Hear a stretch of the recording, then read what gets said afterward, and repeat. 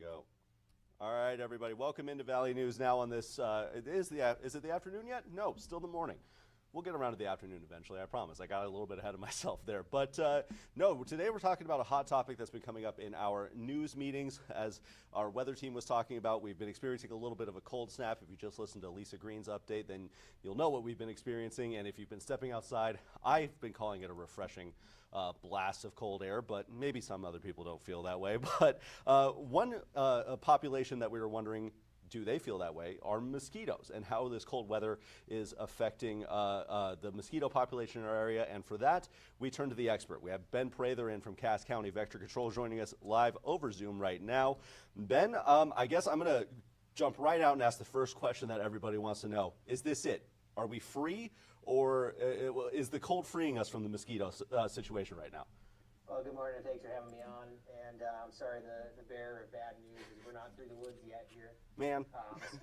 Mosquito season runs into generally October, and around here our mosquitoes are pretty hardy. There's times where we've actually put samples of live mosquitoes in a freezer, and they're basically frozen, and they'll come back to life. So it's very very too soon, unfortunately, for that, unless we were to keep these temperatures hold under 30 degrees for a few hours. But mosquitoes are still around. That said, conditions are vastly better than they were maybe 3-4 weeks ago. Even as recently as last week, we had some significant challenges where the higher temps are really spurring the activity. And since we've kind of turned to a colder streak here just in the past 48 hours, that really has shown to reduce what we're seeing, at least in our trap counts, in the evenings.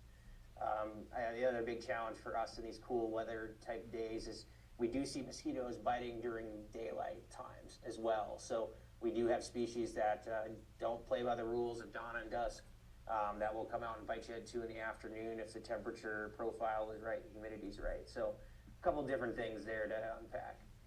You mentioned until we have temperatures under 30 degrees for a little bit of time. I guess that's kind of the threshold people have to start to look at for when they might, be able to expect some relief there? Yeah, a really hard freeze is really, I think meteorologically it's like under 32 degrees for like 4 hours or something like that. I think waking up and looking at my phone around 5:36 this morning, it was only 39 degrees. So, they're definitely slowed down. Mosquitoes being cold-blooded need that heat from the environment, heat from the sun. But once we get a hard freeze, 3 or 4 hours at a minimum, that gets probably 80 to 90% of what we're dealing with. So, maybe folks up in the very northern valley or northern lakes country, I saw the Canadian border, some of the Red Lake areas, did have a freeze or frost warning or something like that. So some of those areas, if you had mosquito problems, you could probably see a decent reduction. But the other thing we're tracking too is mosquitoes don't have an infinite lifespan, right? So we're dealing, over the past few weeks, we've been dealing with a certain nuisance type of mosquito that doesn't necessarily transmit disease, but is a major pest that's called Aedes vexans. And that hatch occurred, probably the second week in August. So time wears on. Most mosquitoes only live for 30 days or thereabouts. Certain species go a lot longer than that, but our average, if you will, is about a 30-day kind of timeline. So that's something we're looking into. We're all playing meteorologists right now as well. Temperatures look like they're going to rebound next week, and if we don't see natural mortality start to kick in terms of the bugs just dying off themselves, and we're going to probably be out doing some more spraying, and we're prepared to do that as we are all season long.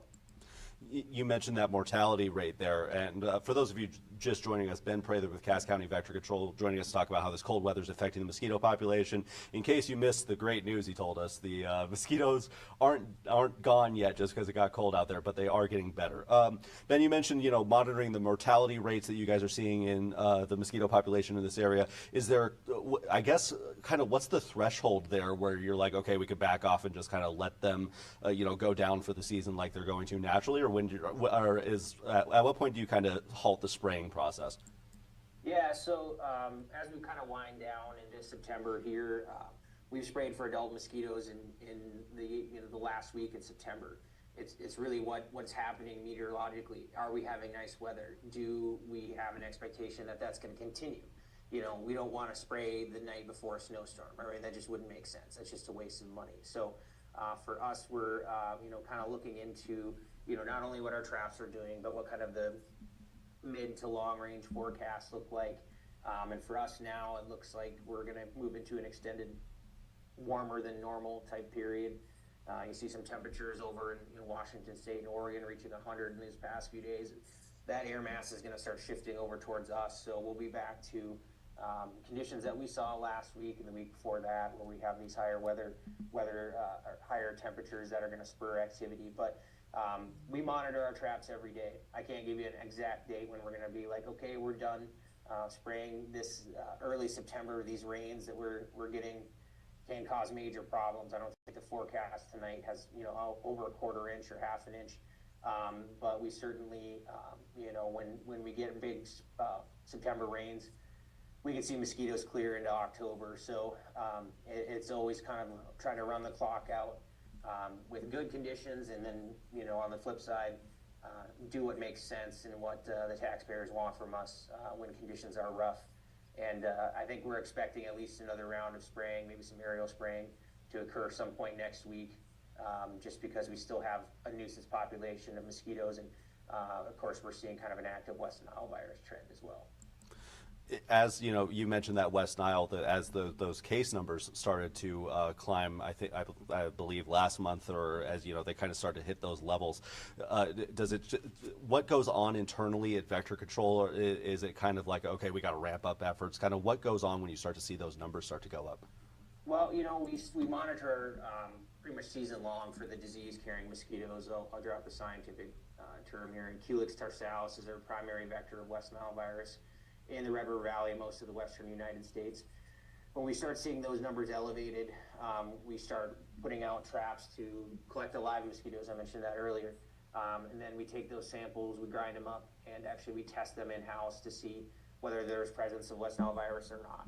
So that's kind of phase one. Phase two is when, okay, we're starting to see maybe some birds that are dying. You hear maybe reports of horses or, things like that are having infections. That's kind of phase two, where it's like, okay, now we're seeing pathogen move pretty readily through the environment. And then human cases kind of push us into that highest risk type scenario. And then after that, it's really kind of just the ebb and flow of how many cases per week are we getting. So to answer your question specifically, when we start seeing human cases, and that's what we saw back at the first and second week of August, we know we're maybe a little bit behind, that we need to get a spray out. So we're trying to time up the disease profile of the mosquitoes and how the environment is dealing with disease-carrying mosquitoes and the nuisance mosquitoes all kind of mixed into a mixed bag. So we certainly amplify things up. We'll do aerial sprays even if we have light conditions in terms of not much mosquito biting presence. But we definitely have kind of a tool set that's in front of us that we utilize, and of course a metric that we've used for years to try and address it. Unfortunately, we did see a pretty good reduction, or even a halt, in human transmission of West Nile virus.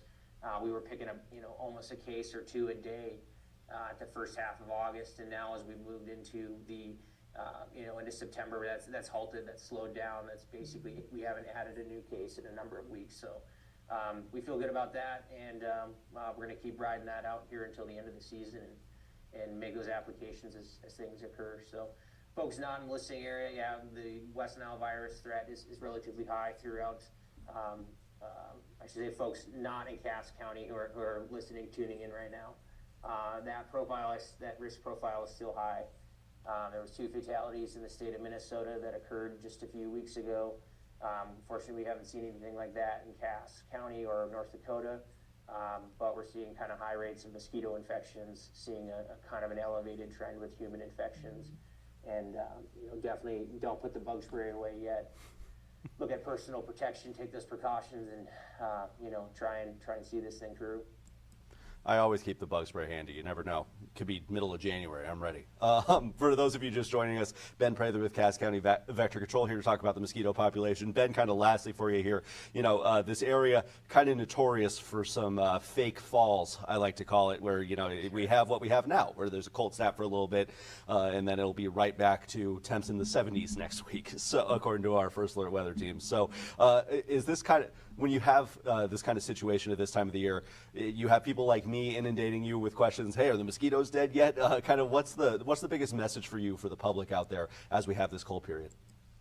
Yeah, I think, the biggest message is, we've been working our tails off here. The month of August was the worst August pretty much in my 16 or 17 seasons as director here. So it's definitely been a tough couple of weeks, and we're not through the woods yet. We're going to be, making applications as we can when the weather permits, and whether, we're the long range forecast, are going to say we're going to have a nice fall or not. So right now the trend is that it's going to be warm. It's going to be above average at least a week or two.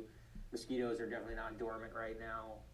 We really need that hard freeze, hard frost to really kind of turn the corner on that. But we're still evaluating. We're still, pretty much fully operational. We lose a lot of staff, unfortunately, back to school. But we're still capable of putting out product and hopefully giving some relief. So if you're concerned about it, just be patient. We're going to try and help everybody out as best we can. Gotcha. All right, perfect. Ben, thank you so much for making some time for me. I appreciate it. I hope the season continues to kind of cool down a little bit for you as we get closer and closer to winter here. So Ben Prather, thank you very much for joining me.